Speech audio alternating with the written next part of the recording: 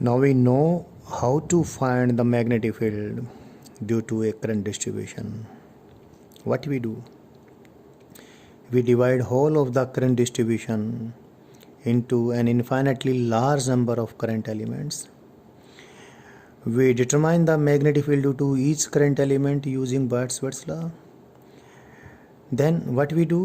We integrate the different infinitely small amounts of magnetic fields produced by different current elements over whole of the current distribution, and we get the resultant magnetic field produced by the given current distribution.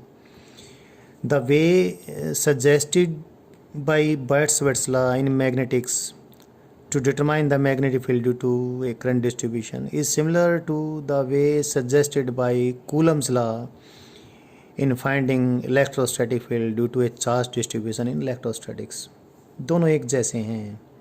जैसे coulomb law के को use करके हम किसी charge distribution में पूरे charge distribution को D Q charge elements में डिवाइड करके प्रत्येक डी क्यू चार्ज एलिमेंट के कारण इलेक्ट्रिक फील्ड निकाल कर और सारी इलेक्ट्रिक फील्ड्स को हम पूरे चार्ज डिस्ट्रीब्यूशन के लिए इंटीग्रेट कर देते हैं और पूरे चार्ज डिस्ट्रीब्यूशन की इलेक्ट्रिक फील्ड आ जाती है, हमें मिल जाती है उसकी वैल्यू. वैसे ही हम मैग्नेटोस्टैटिक्स में बर्ड्स लॉ को यूज़ करके किसी करंट डिस्ट्रीब्यूशन के कारण मैग्नेटिक फील्ड निकाल लेते हैं. लेकिन जब इलेक्ट्रोस्टैटिक्स में हमें गॉस लॉ मिलता है तो गॉस लॉ के कारण हमने ये देखा कि अगर कोई चार्ज डिस्ट्रीब्यूशन सिमेट्रिकल है, उसके चारों तरफ इलेक्ट्रिक फील्ड की कुछ सिमेट्री डेवलप हो जाती है. इलेक्ट्रिक फील्ड का सिमेट्रिकल पैटर्न चार्ज डिस्ट्रीब्यूशन के चारों तरफ है. तो चार्ज डिस्ट्रीब्यूशन के चारों तरफ क्लोज गॉसियन सरफेस कंसीडर करके इलेक्ट्रिक फील्ड की सिमेट्री को ध्यान में रख के हम उस क्लोज गॉसियन सरफेस को कितना इलेक्ट्रिक फ्लक्स क्रॉस करेगा ये कैलकुलेट करके और फिर हम गॉस लॉ के according electric flux crossing the close surface is equal to total charge enclosed by the close surface divide by epsilon naught, इससे हम इलेक्ट्रिक फील्ड निकाल लेते थे. बड़ी आसानी से इलेक्ट्रिक फील्ड हम कैलकुलेट कर लेते थे. बिल्कुल ऐसा ही तरीका मैग्नेटिक्स में एम्पियर्स लॉ हमें प्रोवाइड करवाता है. तो एम्पियर्स लॉ हालांकि डिफरेंट है गॉस लॉ से. गॉस लॉ इलेक्ट्रिक फ्लक्स से रिलेटेड है. मैग्नेटिक्स में भी गॉस लॉ है, वो एक अलग चीज़ है. But Ampere's law Gauss law का कंपटीटर है. किसमें? मैग्नेटिक्स में. क्यों? एम्पियर्स लॉ के ज़रिए हम सिमेट्रिकल करंट डिस्ट्रीब्यूशंस के केसेस में बड़ी सरलतापूर्वक सिमेट्रिकल करंट डिस्ट्रीब्यूशंस के चारों तरफ उनकी मैग्नेटिक फील्ड वैसे ही कैलकुलेट कर लेते हैं जैसे सिमेट्रिकल चार्ज डिस्ट्रीब्यूशंस के केसेस में गॉस लॉ को यूज़ करके हम इलेक्ट्रोस्टैटिक फील्ड कैलकुलेट कर लेते हैं. हालांकि गॉस लॉ, मैंने अभी एक बार फिर बोल देता हूँ, गॉस लॉ कुछ डिफरेंट है क्योंकि वो इलेक्ट्रिक फ्लक्स से रिलेटेड है और मैग्नेटिक्स में भी गॉस लॉ बताऊँगा मैं आपको, वो मैग्नेटिक फ्लक्स से रिलेटेड होगा. लेकिन काम के लिहाज से एम्पियर लॉ यानी एम्पियर लॉ जो हमें सहूलियत प्रदान करेगा वो बिल्कुल वैसा ही है जैसा कि गॉस लॉ इलेक्ट्रोस्टैटिक्स में होता है. एक बार मैं फिर बोल देता हूँ, एम्पियर लॉ सहूलियत के हिसाब से बिल्कुल वैसा ही है, बट एम्पियर लॉ डिफरेंट है, गॉस लॉ डिफरेंट है. तो क्या है ये एम्पियर लॉ? ये मैंने आपको समझाना भी है, ये बताना भी है, ये यूज़ करना सिखाना भी है. और एम्पियर्स लॉ को यूज़ करके हम सिमेट्रिकल करंट डिस्ट्रीब्यूशंस के चारों तरफ मैग्नेटिक फील्ड कैलकुलेट करवा के बताएंगे. लेकिन जो भी मैग्नेटिक फील्ड में एम्पियर लॉ के को यूज़ करके आपको कैलकुलेट करना सिखाऊंगा वो तकरीबन मैं पहले ही आपको कैलकुलेट करवा के दिखा चुका हूँ. बर्ड्स लॉ यूज़ करके पूरे करंट डिस्ट्रीब्यूशन को आइडियल वेक्टर करंट एलिमेंट्स में डिवाइड करके प्रत्येक करंट एलिमेंट की के कारण डीबी मैग्नेटिक फील्ड हमने निकाली और इंटीग्रेट करके हमने सिखा दिया है. और अक्सर काफ़ी लंबा चौड़ा हमारा डेरिवेशन रहा मैग्नेटिक फील्ड निकालने का, बट वी डिड दैट. लेकिन सिमेट्रिकल करंट डिस्ट्रीब्यूशंस अगर हैं तो इतनी मेहनत करने की आवश्यकता है नहीं. हम एम्पियर लॉ लगाकर आसानी से मैग्नेटिक फील्ड निकाल लेंगे. तो अभी मैं आपको एम्पियर लॉ सिखाने वाला हूँ, उसके बारे में बहुत सारी बातें बताऊँगा, यानी उसकी एप्लीकेशंस भी मैंने आपको सिखानी। क्या क्या बताऊँगा मैंने अभी आपको बताया है। तो पहले मैं बताऊँ आपको एम्पियर लॉ है क्या। एम्पियर्स लॉ, एक बार इसकी स्टेटमेंट हम आपको बता देते हैं। ये बोलता है कि the line integral of magnetic field around any close path, अभी मैं लिख के ही बताऊंगा इसको। The line integral of magnetic field around any close path equals mu naught times the total steady current passing through any surface bounded by that close path. मैं अभी इसको एक डायग्राम बनाकर साथ साथ आपको बताऊंगा, आपको समझ में आ जाएगा। ये कोई क्लोज पाथ है, this is any close path, और इस क्लोज पाथ के अलोंग हमने कोई path of line integral choose करना है। लाइन इंटीग्रल का मायना आपको पहले से भी मालूम है, अभी और भी अगर क्लैरिटी नहीं है तो हो जाएगी। इस क्लोज पाथ के अलोंग मैंने इसके tangential infinitely small line elements choose करने हैं, और मैं इसमें क्लोज पाथ के अलोंग लाइन इंटीग्रल इस तरीके से भी, इसको पाथ ऑफ इंटीग्रेशन ऐसे भी ले सकता था, इससे अपोजिट भी ले सकता था।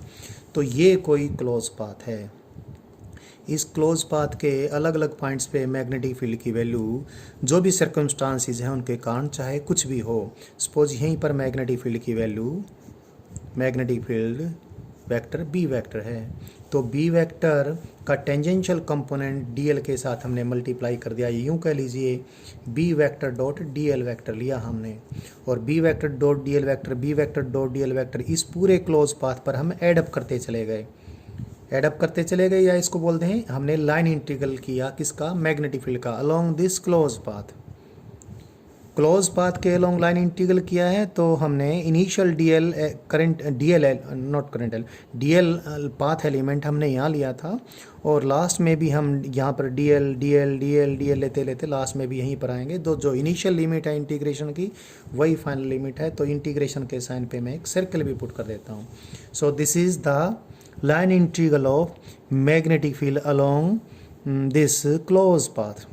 तो according to Ampere's law this is equal to mu naught times the total current passing through any surface. Here the word any is important, ये आगे बड़ा बनने वाला है।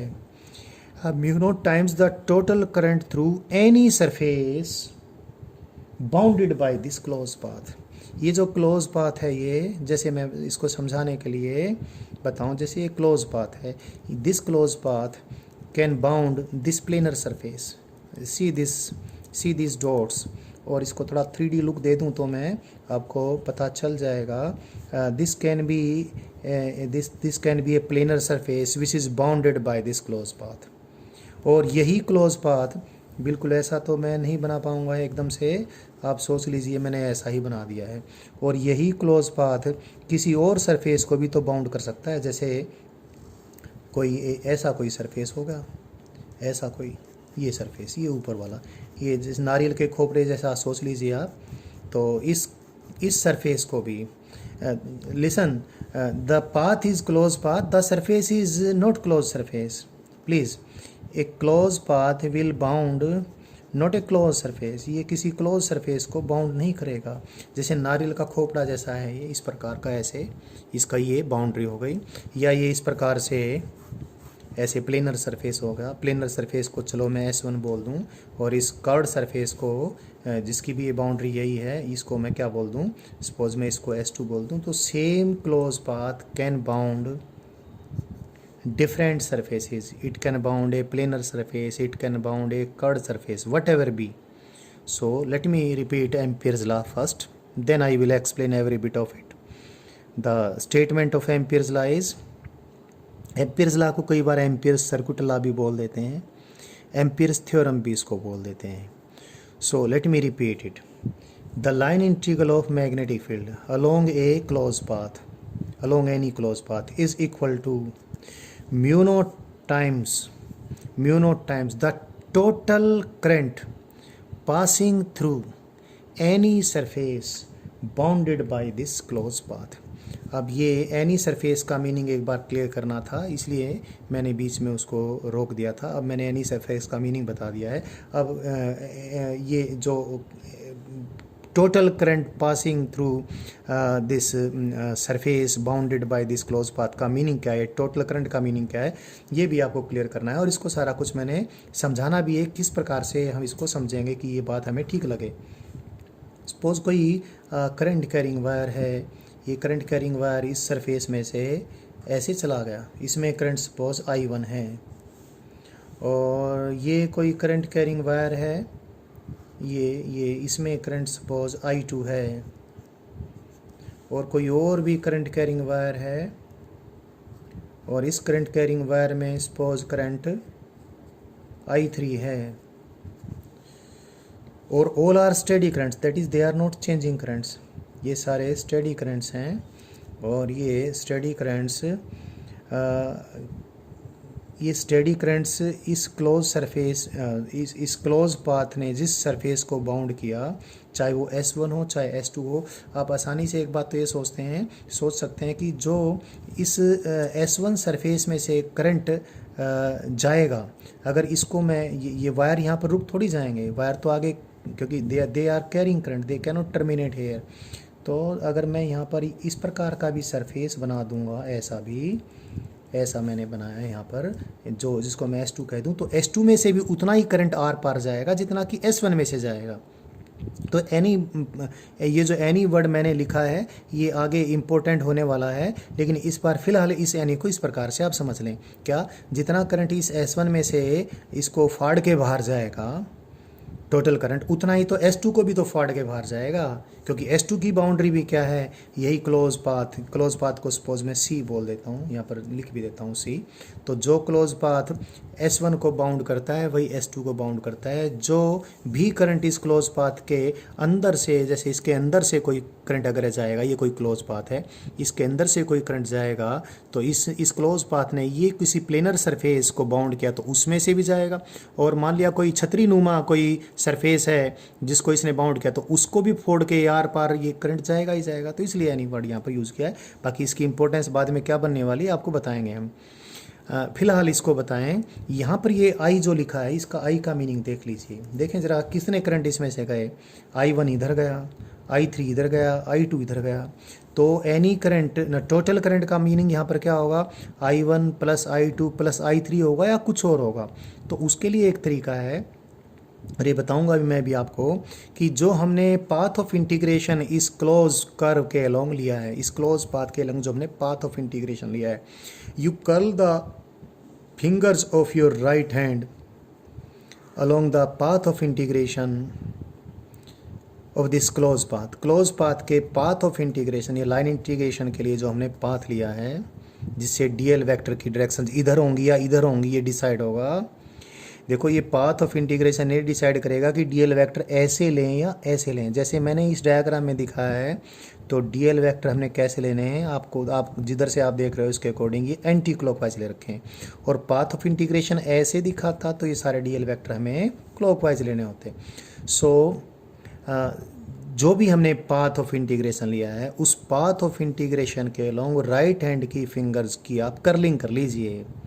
तो आपका जो थंब है ना, थंब के अलोंग जो करंट होगा, उस करंट को हम पॉजिटिव करंट कंसीडर करेंगे। क्यों बताऊंगा मैं आपको। और जो इस थंब से अपोजिट करंट होगा, उसको हम नेगेटिव करंट कंसीडर करेंगे। तो आप देखिए ज़रा, इसमें I1 और I3 ये तो पॉजिटिव करंट्स हैं, और I2 इसमें नेगेटिव करंट है। So the total current in the diagram shown here, it is I1 minus I2 plus I3.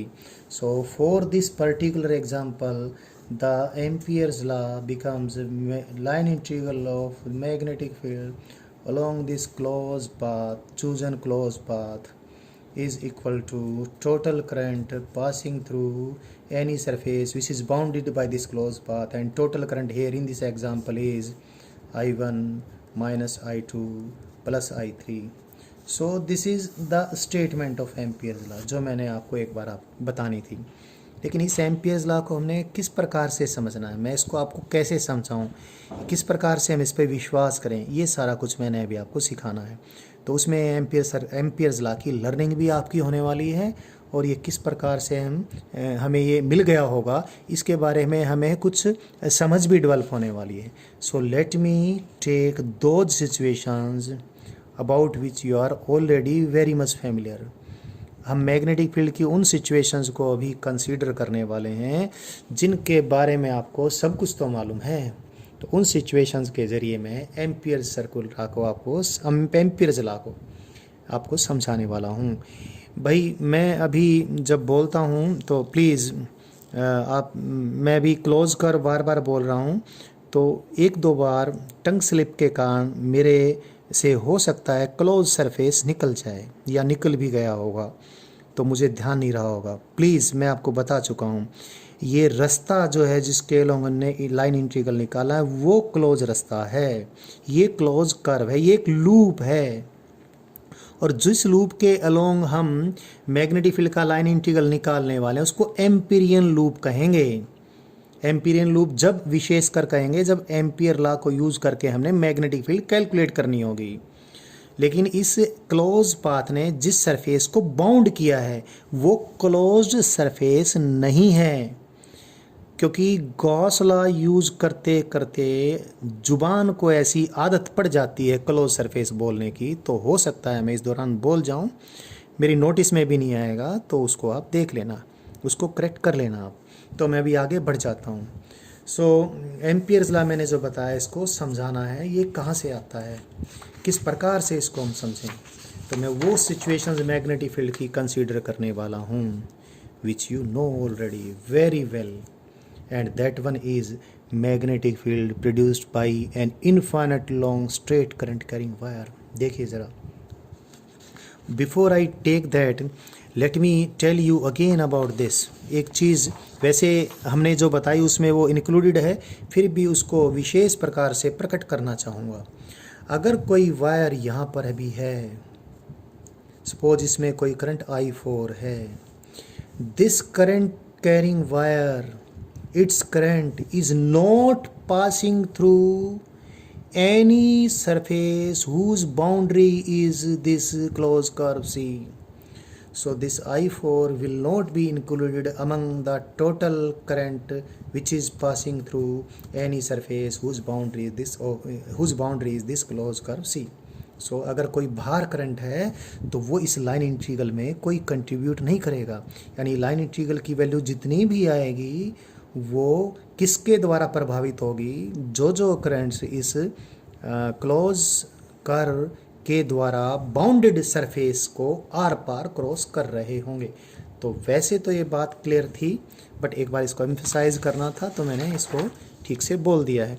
अब मैं क्या करने वाला हूँ, मैं infinitely long current carrying straight wire consider करने वाला हूँ।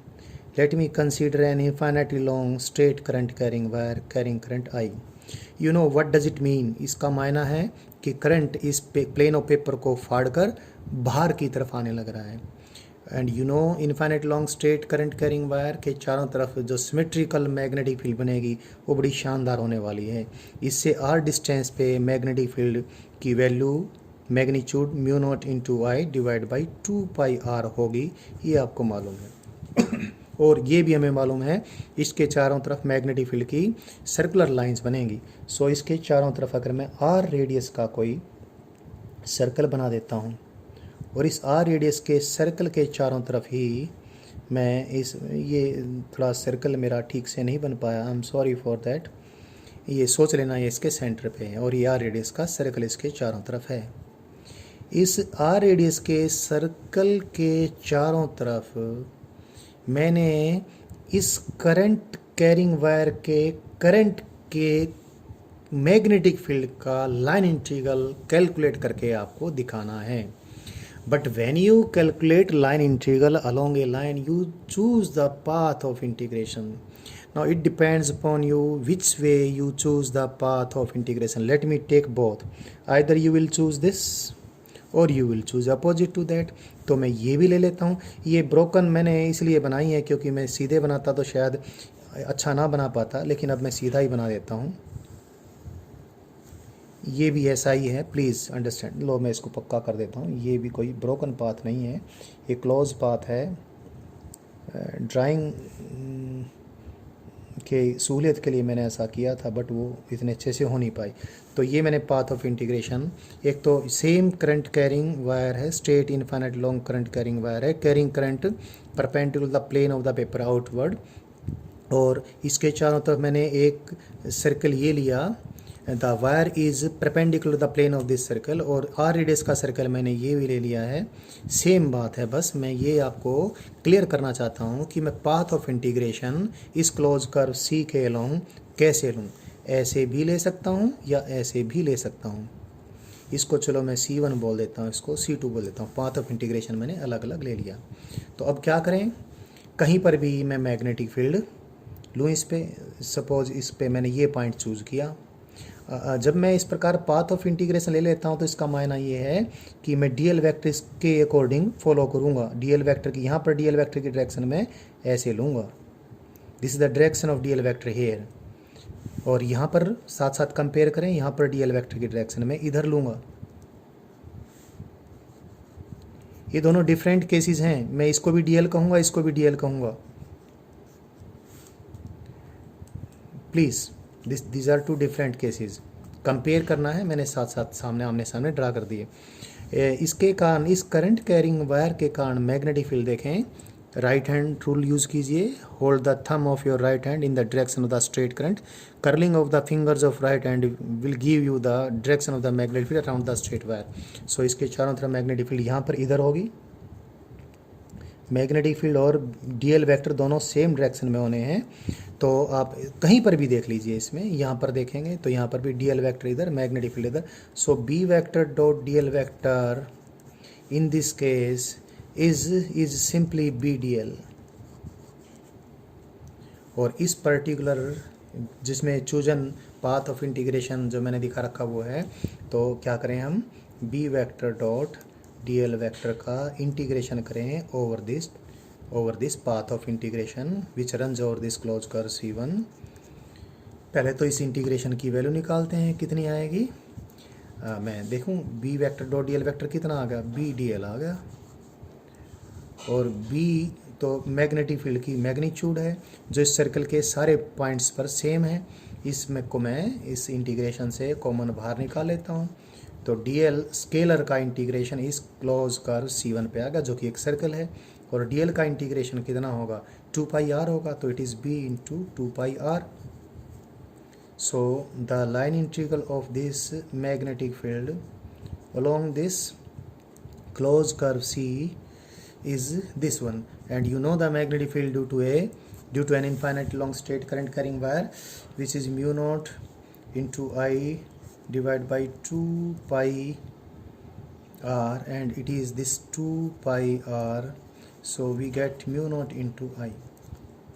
So line integral of magnetic field along this closed path is equal to mu naught into I, where I is the total current passing through the surface which is bounded by this closed curve. ये मैंने क्यों लिया है, अभी कुछ बात मैंने कही थी उसको क्लियर करने के लिए, कौन से करंट को पॉजिटिव लें कौन से को नेगेटिव लें, अभी आपको क्लियर हो जाएगा। इसमें भी देखें, अभी इस चूजन पाथ ये है, तो डीएल वेक्टर तो हमने यहाँ पर ये ले लिया, लेकिन करंट तो वही है ना।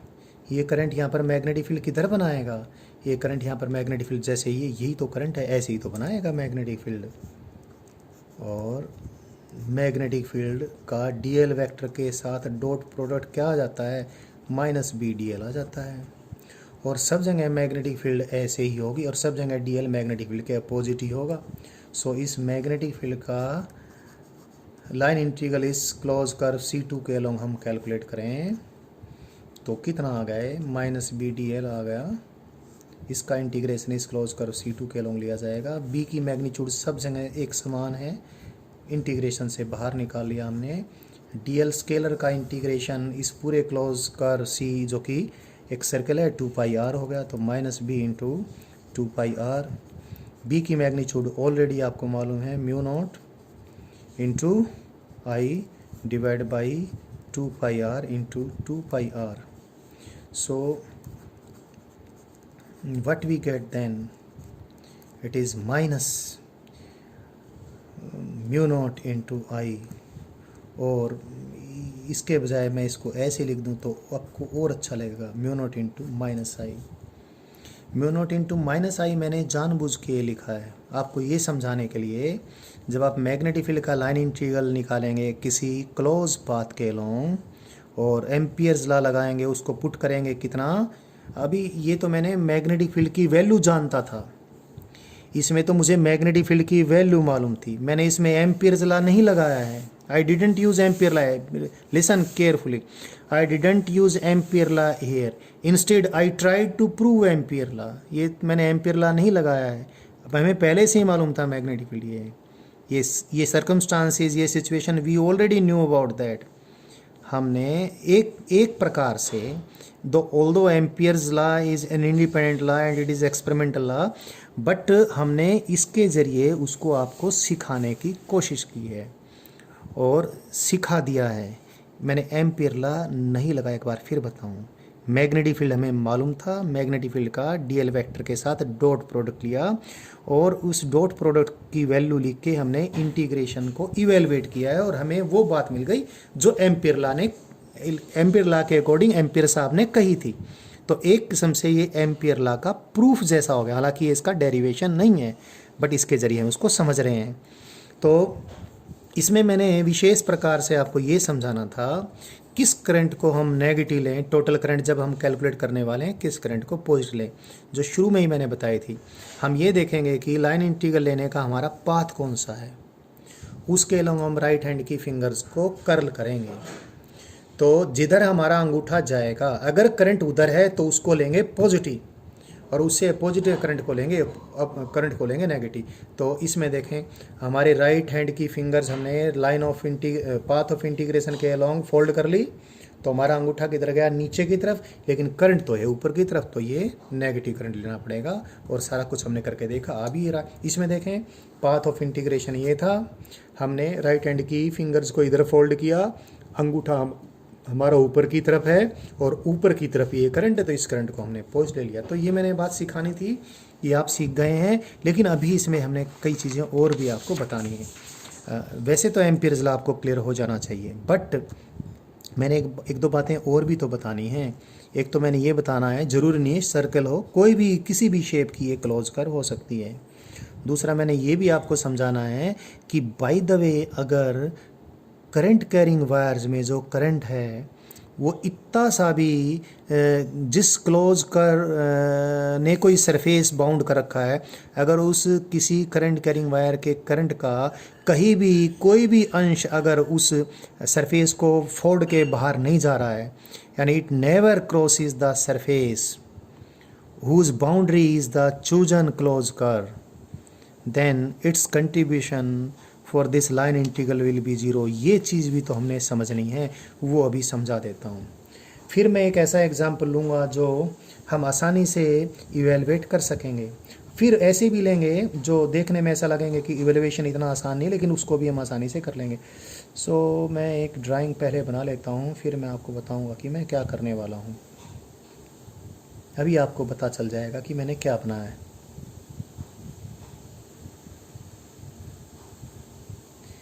मैंने दो सर्कुलर आर्क ली, एक ये और एक ये, हैविंग कॉमन सेंटर, यानी ये किसी सर्कल की आर्क है और ये किसी बड़े सर्कल की आर्क है, दोनों का सेंटर सेम है. ये जो आर्क है से इसकी रेडियस है a, this is a from here to here, और ये जो बड़े वाली आर्क है इसकी रेडियस है से b, this is b. And some current carrying straight infinite long wire is there. कोई infinite long straight current carrying wire है, और जो अच्छा ये क्लोज कर्व, इस क्लोज कर्व को ही मैंने एम्पीरियन लूप की तरह कंसीडर करना है. यानी I have to evaluate the line integral of magnetic field along this close curve. ये क्लोज कर्व बन गई है. पाथ ऑफ इंटीग्रेशन कुछ भी हम ले सकते हैं। I think I should take this as the path of integration. इस क्लोज कर्व के अलोंग मैं पाथ ऑफ इंटीग्रेशन ये लेने वाला हूँ। और मैं करंट अब कौन सा लूँगा, नेचुरल बात है, मैं वो नहीं लेने वाला हूँ जिसका एक अंश मात्र भी इसमें से पास हो। इसने जिस सरफेस को बाउंड किया उसमें से पास होने वाला करंट मैंने नहीं लेना है, मैं बाहर कोई करंट लेता हूँ। Again I choose an infinitely long straight current carrying wire perpendicular the plane of paper and going outward. तो ये मैंने करंट कैरिंग वायर कंसीडर किया। अब मैग्नेटिक फील्ड इस करंट कैरिंग वायर की ही मैंने लेनी है। अब आप देखें मैग्नेटिक फील्ड की डायरेक्शन, इसके चारों तरफ मैग्नेटिक फील्ड ऐसे होगी, यानी इस करंट के चारों तरफ मैग्नेटिक फील्ड आपकी तरफ से देखने पर, यानी इस कागज़ को ऊपर से देखते हैं जैसे आपको वीडियो में दिखेगा, तो इसके चारों तरफ मैग्नेटिक फील्ड एंटी क्लॉकवाइज होगी। सो इस क्लोज कर्व सी के अलोंग मुझे मैग्नेटिक फील्ड का लाइन इंटीग्रल कैलकुलेट करना है। इस क्लोज कर्व सी के मैं एक पार्ट यहाँ से मैं इसके टुकड़े कर लेता हूँ, पी क्यू आर एस। इस इंटीग्रेशन को मैं पूरे इंटीग्रेशन को 4 भागों में डिवाइड कर दूं। एक तो P से लेकर Q तक B vector dot DL vector का इंटीग्रेशन करूँगा मैं कहाँ से कहाँ तक, P से लेकर Q तक। P से लेकर Q तक क्लोज पाथ नहीं है, क्लोज पाथ तो सारे टुकड़े जुड़ के बनेगा। फिर कहाँ से कहाँ तक, Q से लेकर R तक मैग्नेटिक फील्ड के DL वेक्टर के साथ डॉट प्रोडक्ट का लाइन इंटीग्रल, यानी मैग्नेटिक फील्ड का लाइन इंटीग्रल बोलेंगे इसको। ऐसे ही बोल देते हैं B डॉट DL का लाइन इंटीग्रल, ऐसे भी बोल देते हैं मैग्नेटिक फील्ड का लाइन इंटीग्रल। दोनों ही वर्ड्स यूज़ करते रहते हैं। Q से लेकर R तक, फिर R से लेकर S तक B vector dot DL vector, ये इंटीग्रेशन। अभी तो हम कहाँ तक पहुँच गए, अभी तो हम यहाँ तक पहुँचे। अब वापस P पर आएंगे तो पूरा P से चले थे ना, वापस P पे आ जाएंगे, plus B vector dot DL vector का इंटीग्रेशन S से लेकर P तक। अभी हो जाता है। ये लिखने में ज़्यादा टाइम लगा है, समझने में कोई टाइम ही नहीं लगना है। तो पहले मैं P से लेकर Q तक जाऊँ। मैग्नेटिक फील्ड इसके चारों तरफ, इसके चारों तरफ नहीं, इसके अलोंग सब जगह है DL वेक्टर। ये this arrow indicates in which way we have to choose DL vector. So मैं इस पर कहीं भी कोई भी तो पॉइंट लूँ, कहीं भी ले लेता हूँ। ये यहाँ ले लिया मैं, यहीं पर तो B वेक्टर है इधर ही, और इधर ही DL वेक्टर है। तो B vector dot DL vector यहाँ से लेकर यहाँ तक, P से लेकर Q तक कितना है जनाब, ये वाला। ये मैं इसको अलग अलग अगर लिखूँ, चलो अलग अलग या इसी में इसको निपटा देता हूँ। B vector dot DL vector कितना आएगा, B इंटू DL आएगा, क्योंकि B और DL एक दूसरे के पैरेलल हैं। कहाँ से कहाँ तक ये इंटीग्रेशन करना है, P से लेकर Q तक। और ये आपको बात समझ में आ गई हो गई। R से लेकर Q तक मैग्नेटिक फील्ड तो इसके परपेंडिकुलर है DL वेक्टर के, तो डॉट प्रोडक्ट 0 हो जाएगा। इसका तो हुआ काम। अब इसको देख लेते हैं, B vector dot DL vector, इस पे यहाँ से R से लेकर S तक, R से लेकर S तक मैग्नेटिक फील्ड तो है, ये कोई पॉइंट ले लें, मैग्नेटिक फील्ड तो है इधर और DL वेक्टर है इधर, तो B vector dot DL vector तो नेगेटिव है। तो ये इंटीग्रेशन भी कर दे, माइनस BDL कहाँ से कहाँ तक, R से लेकर S तक। Again this one is 0 because यहाँ S से लेकर P तक मैग्नेटिक फील्ड तो DL वेक्टर के परपेंडिकुलर है। तो ये हुआ जी।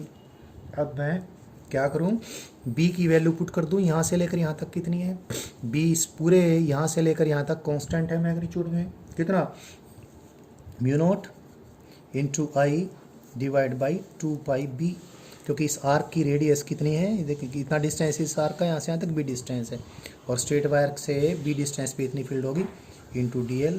इसका इंटीग्रेशन मैं जब P से लेकर Q तक करूँगा, ये तो कांस्टेंट है, P से लेकर Q तक ये इंटीग्रेशन आ जाएगा। सपोज ये अब ये दोनों आर्क्स को आप देखिए, they are of same angle, क्योंकि कंसेंट्रिक है ये, तो इस एंगल को मैं थीटा भी ले लूँगा अभी, और आपको सब समझ में भी आ गया होगा हम क्या करने वाले हैं। ये 0 0 तो है, हमने छोड़ दिया इसको, माइनस साइन मैंने कॉमन बाहर निकाल लिया, ये और B की वैल्यू भी लिख दूँ, B भी मैं बाहर निकालूंगा, चलो अब तक ये साइन लग गया, mu naught into I divide by 2πa। यहाँ पर मैग्नेटिक फील्ड की वैल्यू इतनी है। DL का इंटीग्रेशन कहाँ से कहाँ तक, R से लेकर S तक, mu naught into Y divide by 2 pi, ये तो दोनों में ही कॉमन है, मैंने बाहर निकाल लिया। 1/b पहले वाले इंटीग्रेशन में dl, यहाँ से यहाँ तक dl कितना है, एंगल, ये arc is equal to angle into radius. So angle कितना है जी, एंगल तो है थीटा, और रेडियस कितनी है, रेडियस इस आर्क की b, थीटा इंटू b। इसमें म्यू नॉट इंटू आई 2 पाई मैंने कॉमन बाहर निकाल लिया था, 1/a रह गया था। इसमें dl की वैल्यू यहाँ से यहाँ तक कितना है, थीटा इंटू a, ए से a theta minus theta 0। So line integral of magnetic field along this close curve is 0। ये मैंने एम्पीयर लॉ नहीं लगाया है।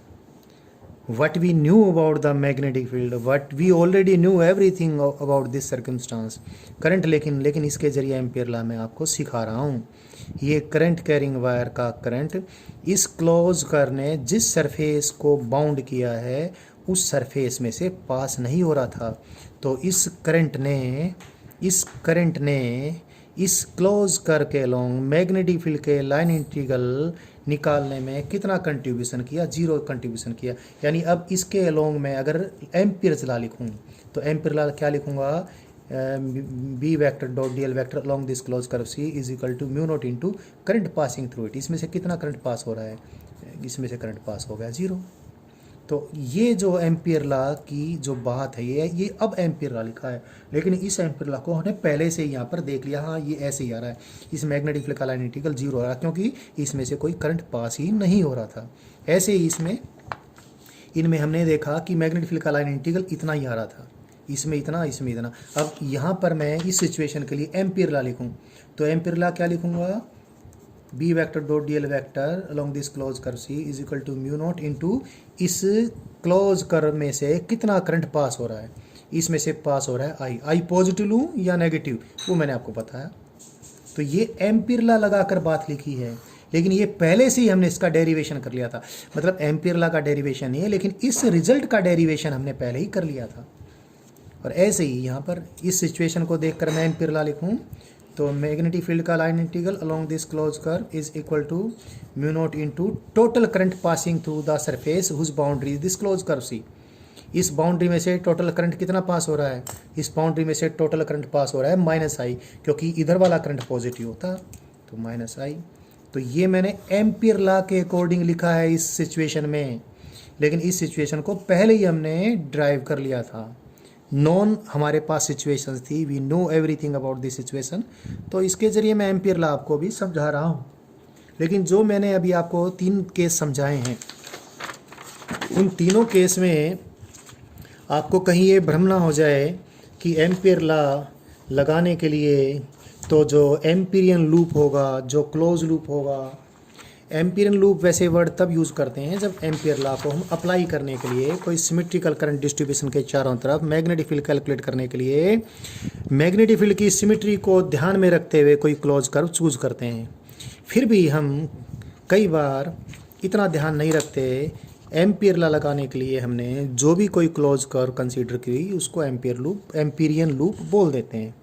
तो जिस प्रकार से अभी मैंने सिचुएशन बताई है उसमें ये भ्रम ना हो जाए आपको कि एम्पीरियन लूप तो कोई सर्कल या सर्कल के पार्ट्स का बन के ही होना चाहिए। यानी दो तो मैंने सर्कल लिए और फिर सर्कल की 2 आर्क्स ली, उनको ज्वाइन किया, तो ऐसा कोई भ्रम ना हो, इसलिए हम एक जनरल डिस्कशन भी करना चाहेंगे। Let me take any type of close curve, कोई भी मैंने क्लोज कर्व ले ली। अब क्लोज कर्व लेने के बाद सबसे पहला काम हमने क्या करना है, पाथ ऑफ इंटीग्रेशन चूज करना है। Path of integration can be this, path of integration can be this. Let me choose path of integration to be this. इसको मैं पाथ ऑफ इंटीग्रेशन ले लेता हूँ और इस क्लोज कर्व में इस क्लोज कर्व के अंदर से क्रॉस करने वाला कोई करंट ले लेता हूँ। और दोबारा से मैं करंट ऐसा लूँ जिस करंट की मैग्नेटिक फील्ड मुझे पहले से मालूम हो। What I have taken an infinite long straight current carrying wire perpendicular to the planar surface bounded by this closed curve। इस क्लोज कर्व ने दुनिया भर के जो सरफेस बाउंड करने हैं उसमें से कोई मैंने प्लेनर सरफेस, यही वाला प्लेनर सरफेस चूज किया, उसके परपेंडिकुलर ये करंट लिया। तो अभी मैंने जो काम आपको करके दिखाना है वो ये कि इस लूप के ऊपर मैं, इस लूप के किसी भी पॉइंट के ऊपर मैं मैग्नेटिक फील्ड लूँगा इसकी, और मैंने यहाँ पर कोई ले लेता हूँ, कुछ भी कहीं पर भी ले सकता हूँ। चलो मैंने यहाँ चूज़ कर लिया, इस लूप पे मैंने ये कोई पॉइंट चूज़ किया, और इस पॉइंट को करंट कैरिंग वायर से मैं अभी एम्पियर लॉ नहीं लगा रहा हूँ।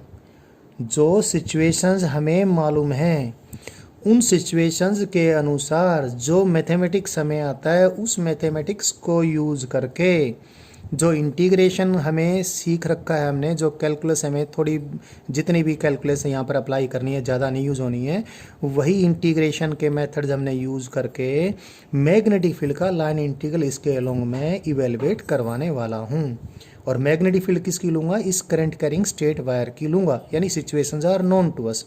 तो मैंने ये इस लूप के ऊपर जो मैंने जिसके अलोंग मैग्नेटिक फील्ड का लाइन इंटीग्रल इवेलुएट करना है, उस लूप के ऊपर कोई पॉइंट लिया यहाँ से r डिस्टेंस पे, और यहाँ पर मैंने डीएल वेक्टर भी ले लिया, ये लिया मैंने DL vector. DL vector is infinitely small part of this loop. मुझे ड्राइंग बनानी है, दिखाना है आपको, समझाना है, तो आपको देखने में ये डीएल वेक्टर इतना बड़ा लग रहा होगा, बट दिस इज नथिंग, बिल्कुल भी नहीं है, ये न के बराबर इसकी लेंथ है। So and you know magnetic field, मुझे ये मिटाना पड़ सकता है और मैं इधर लिखूंगा मैग्नेटिक फील्ड इस करंट कैरिंग वायर के कारण यहाँ से r डिस्टेंस पे इस लाइन के परपेंडिकुलर तो होगी, इधर मैग्नेटिक फील्ड होगी, इधर ये this angle is 90 degree, so this will be the direction of the magnetic field here. Say this angle which is between dl vector and b vector, say it is phi. So this b vector dot dl vector here it is b dl cos phi. Now what I do, ये dl ये इस chosen path का ही एक infinitely small segment है। ये मुझे direction दिखाने के लिए इसकी चोंच को बाहर निकालना पड़ा है, तो प्लीज़ ये मैंने dl को यहाँ से मिला दिया, ये dl है यहाँ से यहाँ तक। सो दिस से dl को जब मैं यहाँ से मिलाता हूँ तो ये एक इन्फिनिटली स्मॉल एंगल बनता है इस वायर के ऊपर। ये इस क्लोज पाथ का छोटा सा सेगमेंट dl इस वायर पे जिसमें से करंट I पास हो रहा है, वहाँ पर जितना एंगल सबटेंड करता है उस एंगल को मैं d थीटा ले लेता हूँ।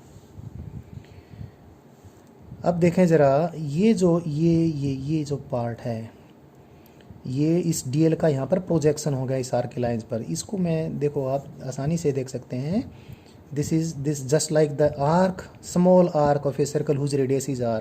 So this I write it r into D theta. This r into D theta divide by this dl। See this right angle type triangle, बिल्कुल छोटी सी ये ट्रायंगल है। इस ट्रायंगल को आप देखें, ये एंगल 90 डिग्री, ये क्या है r डी थीटा, और ये dl है, और ये एंगल है फाई। तो r D theta divide by dl is equal to cos phi. So what is this dl cos phi? This dl cos phi is equal to r D theta.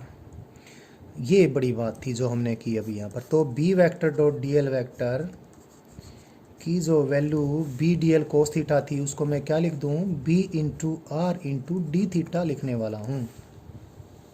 और अब मैं क्या करूँगा, b vector dot dl vector का line integral evaluate करूँगा जो हमने magnetic field की वैल्यू इस करंट के कारण यहाँ पर मालूम है, उसकी सहायता से, जो हमें चीज़ मालूम है उसकी सहायता से, along this close curve C। तो b vector dot dl vector की वैल्यू पुट कर देता हूँ, इसका इंटीग्रेशन करता हूँ इस पूरी क्लोज कर्व C पे, और b की वैल्यू कितनी है यहाँ से r डिस्टेंस पे, you already know it, it is mu naught into y divide by 2 pi r into r D theta. This is integrated over this close curve C. So this line integral comes out to be, you cancel this r by this r, so you take mu naught into I common out, 2 pi is also taken out. Now this d theta is integrated over this closed loop C. इस loop का एक छोटा सा segment यहाँ पर d theta, अगले वाला D theta plus D theta plus D theta plus D theta. ऐसे ये लूप पूरा चारों तरफ इस पॉइंट पे ये क्लोज लूप अपने अंदर के किसी पॉइंट पर कितना एंगल सबटेंड करेगा 2 pi. So this is mu naught into I divide by 2 pi, और ये कितना आ गया 2 पाई, और 2 पाई से 2 पाई कैंसिल हो गया। You got this. So again हमें क्या मिला, हमें इस सिचुएशन को देखकर हमने पूरा डेरिवेशन किया और हमें क्या मिला, line integral of this magnetic field, the magnetic field produced by this current I which is passing through the surface bounded by this closed curve C comes out to be mu naught into I. Here I is the total current passing through the surface bounded by this closed curve C. Now this is we got using whatever we knew earlier. अब इस situation को देखकर Ampere's law लिखते हैं। Ampere's law लिखेंगे तो यही बात तो आएगी, क्योंकि इस लूप के अलोंग मैग्नेटिक फील्ड का लाइन इंटीग्रल कितना म्यू नॉट गुना इसमें से जितना करंट पास हुआ कितना आई। तो एक चीज़ देखें, ये सर्कल नहीं था और ये ना ही ये करंट इसके कहीं सेंटर पे इधर उधर था, बिल्कुल कहीं हमने किनारे पे लिया है, तो वी गॉट दैट। अभी देखें आप, बिल्कुल ऐसे ही अगर हम ये डी थीट ये आई बाहर ले लिए होते, यहीं पर अभी हो जाने वाला है, अगर ये आई हम बाहर ले लिए होते, बाकी सब चीज़ें सेम होती, सेम ड्राइंग बिल्कुल वैसी ही, यही मैं ऐसे बनाऊं, ये मैं DL बनाऊं, एंड दैट इसको DL को मिला दूं यहाँ से, ये डी थीटा बना दूं यहाँ पर, और ये R लिख दूं यहाँ पर। ये मैंने पाथ ऑफ इंटीग्रेशन ऐसे ही लिया, ये DL चूज़ कर लिया मैंने, मैग्नेटिक फील्ड यहाँ पर ऐसे है, वी गेट एवरीथिंग सेम, बिल्कुल सेम मिलती है। यहाँ तक हमें सब चीज़ें सेम मिलेंगी। और B vector dot DL vector का लाइन इंटीग्रल क्या मिलेगा, यही चीज़ मिलने वाली है और यही चीज़ हमें मिलेगी।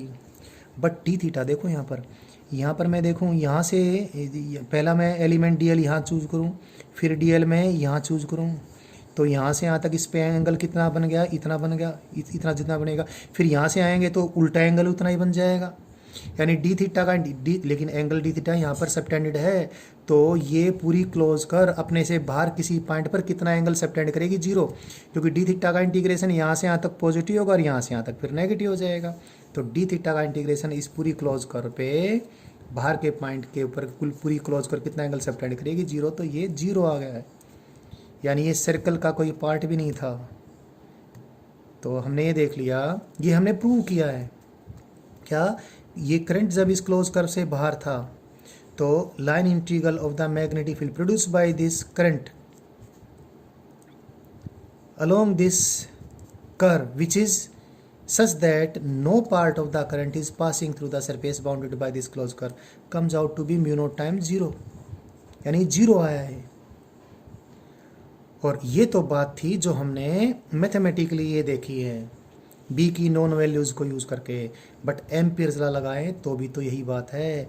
Line integral of magnetic field along this close curve is equal to mu naught times the total current passing through this close curve, passing through any surface bounded by this closed curve, and how much current is passing through any surface bounded by this closed curve, that is 0, so we got that। तो मैंने ये कुछ एक example लेकर Ampere's law आपको समझाने की कोशिश की है और आई थिंक एम्पियर्स लॉ आपको समझ आ गया होगा।